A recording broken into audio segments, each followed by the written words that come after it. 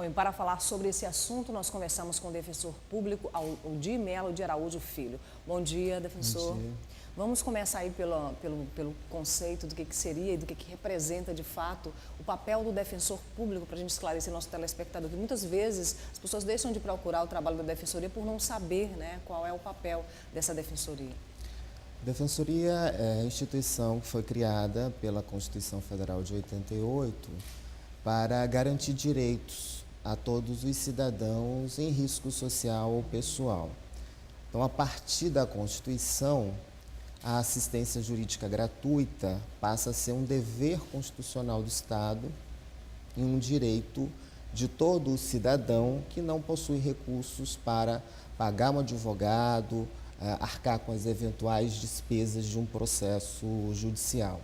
Então, a Defensoria Pública é hoje uma ferramenta importante de combate à pobreza, de redução das desigualdades sociais, na medida em que ela possibilita ao cidadão carente a mesma condição de defesa daquele que possui recursos para contratar um advogado particular. Agora, defensor, o trabalho da defensoria e as particularidades de cada uma, as singularidades, né, de cada defensoria depende muito das demandas da sociedade. Hoje a gente tem aí a terceira idade necessitando desse atendimento mais próximo, a gente tem a questão da mulher, né, que a gente vai discutir daqui a pouquinho. Então isso depende muito das demandas da sociedade? Sem dúvida. Até porque o papel do defensor público não se restringe, por exemplo, a ajuizar ações perante o Poder Judiciário. O patrocínio jurisdicional do cidadão em juízo é apenas um dos vieses da atuação institucional, mas o defensor público tem uma atuação fundamental no que toca à prevenção social da violência e dos litígios. Daí o papel do defensor naquele que busca prioritariamente a solução de um conflito de interesse sem necessariamente ajuizar uma ação judicial. Então, o defensor pode, por exemplo, celebrar um termo de ajustamento de conduta, já que a defensoria tem legitimidade também para atuar na defesa coletiva, para ajuizar a ação civil pública. O defensor realiza um grande número de mediações, de conciliações, e o defensor também tem o papel de conscientizar a população acerca dos seus direitos. É o defensor atuando como educador para a cidadania. Então, como instrumento de efetivação dos direitos humanos, hoje a Defensoria Pública tem um amplo espectro de atuação. Então, nós recebemos demandas do idoso, da pessoa com deficiência, da criança e do adolescente, que são núcleos especializados de âmbito institucional.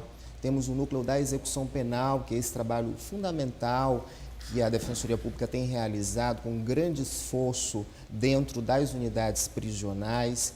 Temos o núcleo da família, temos o núcleo civil, que faz o acompanhamento das demandas de natureza civil em geral, a ação relacionada ao direito de consumidor, uma ação de indenização por danos morais e materiais, e temos o recém-criado núcleo em defesa da mulher e da população LGBT. Agora, o senhor falou nessa conversa, na mediação, né, através da conversa, que aí a Defensoria Pública acaba facilitando isso entre as partes. Muitas vezes um diálogo que não acontece lá na área do conflito, né, no momento do conflito entre essas duas partes. O papel do defensor é exatamente esse, é buscar prioritariamente a solução extrajudicial do litígio, fazendo com que aquele conflito posto em sociedade, seja ele de natureza interpessoal, seja ele de âmbito coletivo, se resolva sem a necessidade de ingresso no aparelho formal de justiça do Estado, porque, como você sabe, o aparelho judiciário ele é naturalmente complexo, burocrático, moroso e invariavelmente muito caro. Então, o papel do defensor público o defensor tem um papel fundamental no sentido de prevenir que esse litígio desague no Poder Judiciário. Aí é o papel do defensor atuando na composição extrajudicial, pela conciliação, pela mediação, pela arbitragem. Agora, defensor, existe um trabalho aí integrado da Defensoria com outras instituições, não só com a questão do judiciário, né, mas também com instituições, entidades da sociedade civil, do movimento organizado, do Estado principalmente, né, de secretarias que promovem políticas públicas para poder atuar melhor?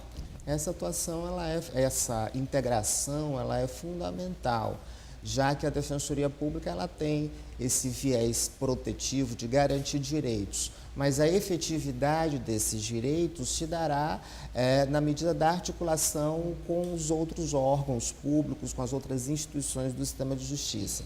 Então, a Defensoria identifica uma determinada questão que é de competência de um órgão estadual, por exemplo. Nós temos uma equipe psicossocial que faz essa análise individualizada e, eventualmente, encaminha para uma política social. Então, nós temos hoje uma integração muito ampla com toda a estrutura do Poder Executivo, temos parcerias já sólidas com a Secretaria da Mulher. Inclusive, participamos agora essa semana de uma agenda ampliada intersetorial de políticas para mulheres, e a Defensoria participa através do Núcleo de Defesa da Mulher. Temos uma atuação também com a Secretaria de Direitos Humanos e Cidadania, uma parceria sólida com a Secretaria de Justiça e Administração Penitenciária. Tanto que nós estamos realizando um trabalho permanente no Complexo de Pedrinhas. O nosso objetivo, apesar do número muito reduzido de defensores do Estado, que é uma questão que precisa ser colocada, apesar do nosso número pequeno de defensores, há um esforço institucional. É um grande ponto aí de estrangulamento para que o trabalho seja eficiente e cubra, né, todo o Estado do Maranhão. E desequilibra o sistema de justiça. Veja que hoje nós temos um número 3 vezes maior de juízes e de promotores no Estado do Maranhão.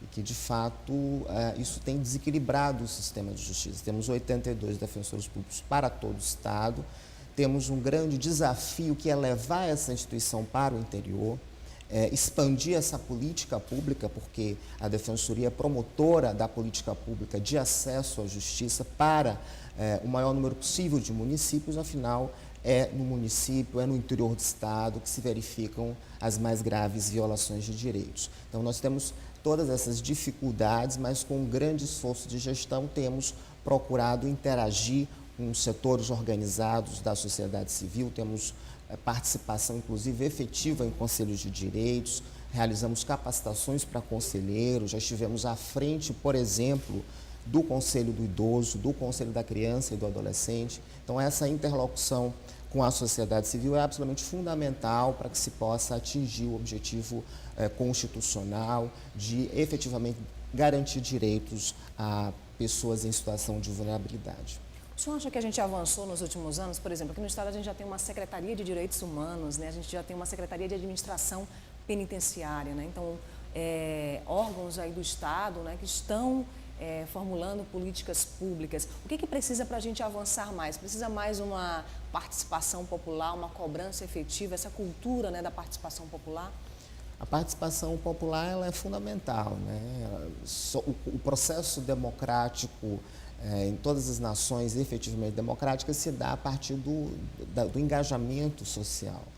A gente tem verificado, de fato, uma preocupação grande do Poder Executivo com a questão social. Então, quando você vê um governo com a preocupação em criar uma secretaria especializada da mulher para tratar especificamente de políticas públicas para mulheres, você vê que, de fato, há um viés protetivo que, de fato, se faz presente hoje no governo do Estado. Sem sombra de dúvida, a criação da Secretaria de Justiça e Administração Penitenciária foi um grande avanço no que toca ao enfrentamento da crise carcerária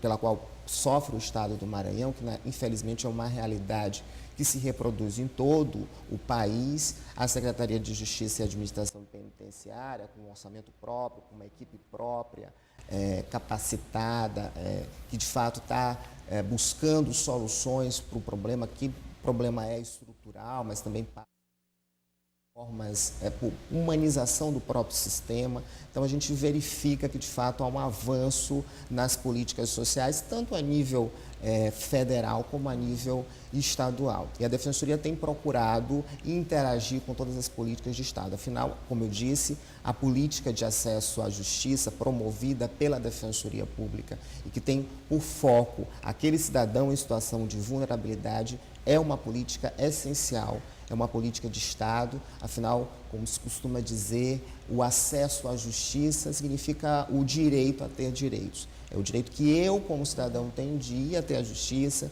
e buscar o meu direito à saúde, o meu direito à educação, e a Defensoria Pública é a instituição responsável por promover acesso à justiça a todos que estejam em situação de vulnerabilidade econômica ou social.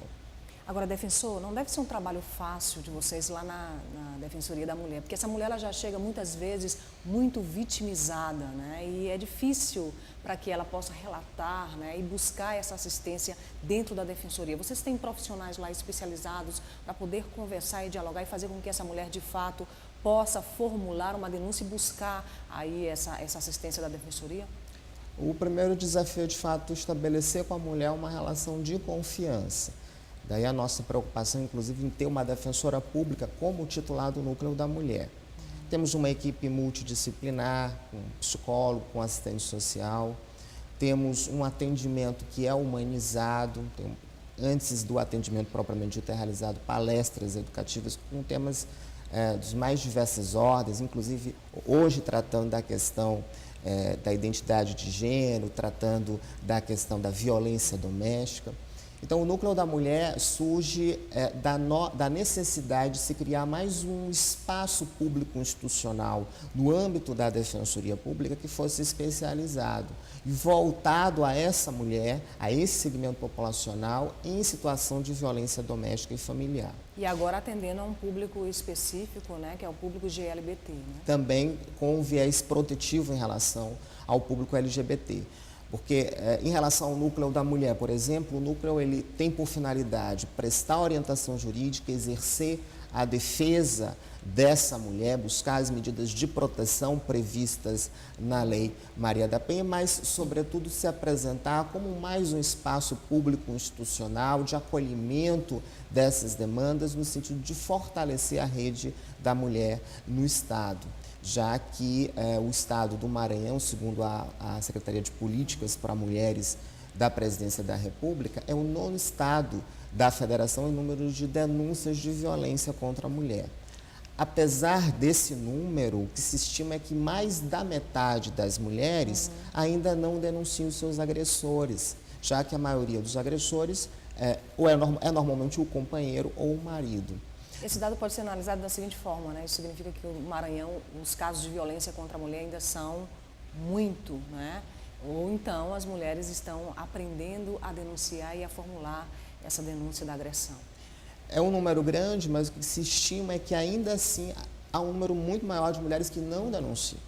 Daí a necessidade dessa interação, dessa articulação das instituições do sistema de justiça, que, aliás, é um dos vieses de proteção da Lei Maria da Penha, essa integração operacional da Defensoria Pública, do Ministério Público, do Poder Judiciário, com a área de segurança, saúde, educação, trabalho, habitação, na perspectiva de fortalecer uma política pública de enfrentamento à violência e de inclusão social, que, como toda política de direitos humanos, deve primar pelo aspecto transversal, pelo aspecto universal, com o corte na reparação do direito violado.